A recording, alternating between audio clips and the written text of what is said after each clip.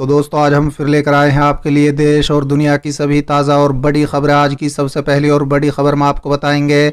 अलीगढ़ किसान महापंचायत में बोले टिकैत, मुझ पर पहले से ही नियोजित था बीजेपी कार्यकर्ताओं का हमला। वहीं अगली बड़ी खबर हम आपको बताएंगे। किसान नेता राकेश टिकैत पर हमला के बाद बोले राहुल गांधी, आरएसएस का सामना मिलकर करेंगे, तीनों कृषि कानून वापस करा के दम लेंगे। वहीं अगली बड़ी खबर में आपको बताएंगे। पीएम मोदी ने राजनीतिक रैलियों के लिए किया वीआईपी एयरक्राफ्ट का इस्तेमाल, अधीर रंजन चौधरी ने इलेक्शन कमीशन से की शिकायत। वहीं अगली बड़ी खबर में आपको बताएंगे। भाजपा सांसद ने ईवीएम को बताया होलसेल फ्रॉड, दिग्विजय सिंह बोले क्या आप हमारे साथ आएंगे। वहीं अगली बड़ी खबर में आपको बताएंगे। बिहार सरकार का बड़ा फैसला, आगामी 11 अप्रैल तक बंद रहेंगे स्कूल कॉलेज। एक और बड़ी अपडेट, 3 बीजेपी एमएलए ने असेंबली में स्पीकर पर उछाले जूते, पार्टी ने किया सस्पेंड। वहीं अगली बड़ी खबर में आपको बताएंगे।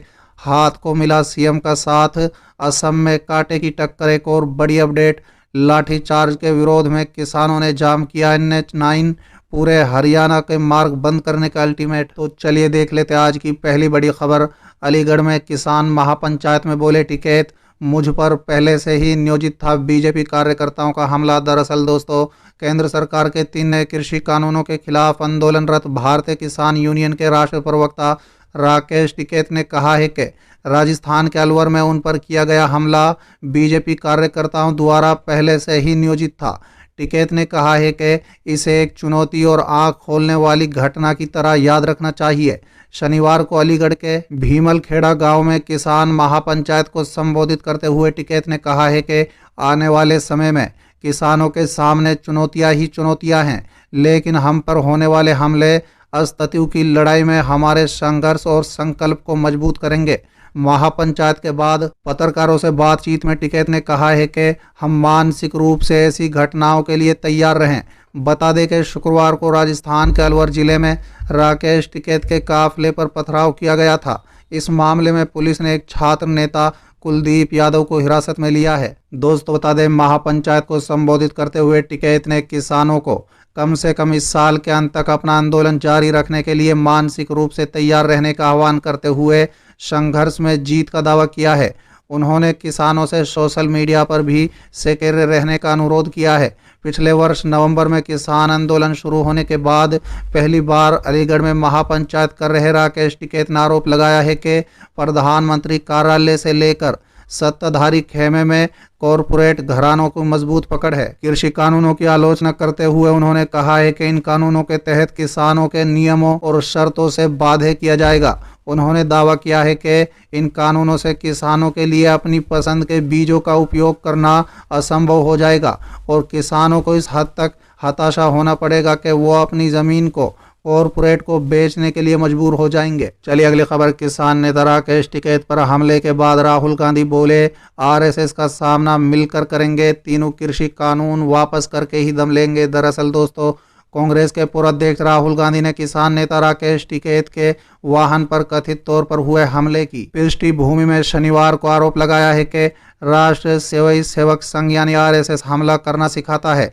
उन्होंने ये भी कहा है कि सब मिलकर संघ का सामना करेंगे और तीनों कृषि विरोधी कानूनों को वापस करा के दम लेंगे। दोस्तों बता दें, कांग्रेस नेता ने ट्वीट किया है कि उनका संघ हमला करना सिखाता है, हिंसक सत्याग्रह किसान को निडर बनाता है। संघ का सामना संघ मिलकर करेंगे, तीनों कृषि कानून देश विरोधी कानून वापस करके ही दम लेंगे। चलिए अगली खबर। पीएम मोदी ने राजनीतिक रैलियों के लिए किया वीआईपी एयरक्राफ्ट का इस्तेमाल, अधीर रंजन चौधरी ने इलेक्शन कमीशन से की शिकायत। दरअसल दोस्तों, पश्चिम बंगाल कांग्रेस के प्रमुख अधीर रंजन चौधरी ने शनिवार को प्रधानमंत्री नरेंद्र मोदी को लेकर चुनाव आयोग को पत्र लिखकर शिकायत की है। अधीर रंजन ने पीएम मोदी की ओर से पश्चिम बंगाल में राजनीतिक रैलियों के लिए वीआईपी विमान का इस्तेमाल करने की शिकायत की और चुनाव आयोग से आवश्यक कार्रवाई करने का आग्रह किया है। दोस्तों बता दें, चौधरी ने मुख्य चुनाव आयुक्त सुनील अरोड़ा को संबोधित करते हुए अपने पत्र में लिखा, किसी भी आधिकारिक दौरे पर पीएम की सुरक्षा अहम होती है, लेकिन जब प्रधानमंत्री एक राजनीतिक कार्यक्रम में भाग लेने के लिए आ रहा हो तो उससे किसी अन्य नेता का उत्पीड़न नहीं होना चाहिए। कांग्रेस नेता ने पत्र में लिखा है कि देरी के चलते मुझे उत्पीड़न का शिकार होना पड़ा और एक पूरे निर्धारित राजनीतिक कार्यक्रम को रद्द करना पड़ा। चलिए अगली खबर। भाजपा सांसद ने ईवीएम को बताया होलसेल फ्रॉड। दिग्विजय सिंह बोले, क्या आप हमारे साथ आएंगे? दरअसल दोस्तों, कांग्रेस नेता और राज्यसभा सांसद दिग्विजय सिंह ने बीजेपी सांसद सुब्रमण्यम स्वामी से पूछा कि अगर आपको लगता है कि ईवीएम एक होलसेल फ्रॉड है तो क्या बुलेट बॉक्स की वापसी के लिए आप हमारे अभियान में हमारा साथ देंगे? नेता ने ट्वीट किया है कि सुब्रमण्यम स्वामी जी, क्या आपको भी लगता है कि ईवीएम एक होलसेल फ्रॉड है? अगर हाँ, तो क्या आप बुलेट बॉक्स की वापसी के लिए हमारे अभियान में हमारा साथ देंगे? दोस्तों, दरअसल सुब्रमण्यम स्वामी एक वीडियो में कहते दिख रहे हैं कि जब देश में बुलेट सिस्टम हुआ करता था तो हमारे पास सभी दलों के मतदाता हुआ करते थे। इलेक्ट्रॉनिक वोटिंग मशीन एक होलसेल फ्रॉड है। चलिए अगली खबर। बिहार सरकार का बड़ा फैसला, आगामी 11 अप्रैल तक बंद रहेंगे स्कूल कॉलेज। दरअसल दोस्तों, देश भर में एक बार फिर कोरोना वायरस ने नया रूप में दस्तक दी है, जिसके बाद बिहार सरकार ने एहतियात बरतनी शुरू कर दी है। राज्य के सीएम नीतीश कुमार के निर्देश पर आगामी 11 अप्रैल तक सभी स्कूल कॉलेज को बंद रखने के आदेश जारी किए गए हैं। दोस्त बता दें, इसके अलावा सभी कोचिंग सेंटर्स को भी अगले आदेश तक बंद करने का कहा गया है। दोस्त बता दें कि कोरोना वायरस के बढ़ते मामले पर नीतीश कुमार ने चिंता भी व्यक्त की है। उन्होंने लोगों से मास्क पहनने और सामाजिक दूरी का पालन करने की अपील भी की है।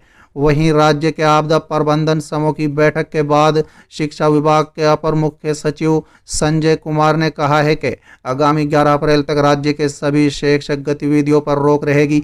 हालांकि उन्होंने साफ किया है कि ज़रूरत पड़ी तो 11 अप्रैल के बाद स्थिति की फिर से समीक्षा की जाएगी।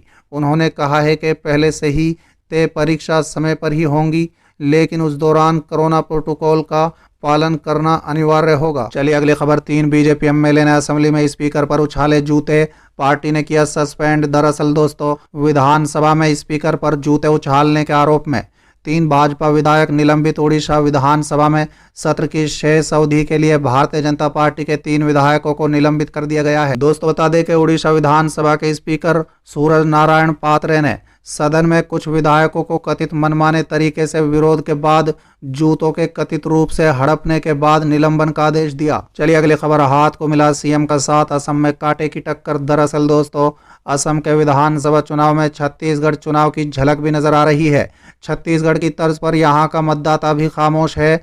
वो परिवर्तन तो चाहता है, लेकिन ये साफ नहीं कर पा रहा है कि सत्ता परिवर्तन किस पाले में करना है। पिछले विधानसभा चुनाव में लोअर असम में कांग्रेस को करारी हार का सामना करना पड़ा था, लेकिन इस बार छत्तीसगढ़ के मुख्यमंत्री भूपेश बघेल और उनकी टीम ने लोअर असम में जोरदार मेहनत की है। लगातार 15 साल से सत्ता से बाहर होने के बाद कांग्रेस के न सिर्फ संगठन के ढांचे का नुकसान उठाना पड़ा था, बल्कि कई दिग्गज नेता भाजपा के पाले में चले गए थे। दोस्त बता दें, 2 महीने में टीम भूपेश ने न सिर्फ कांग्रेस का संगठन खड़ा किया, बल्कि चुनाव कैंपेन की दिशा को भी धारदार बनाया है। इस चुनाव में कांग्रेस ने लोअर असम में सीए और चाय बागान के मजदूरों का कार्ड खेला है, जिसका असर कांग्रेस के पाले में होता नजर आ रहा है।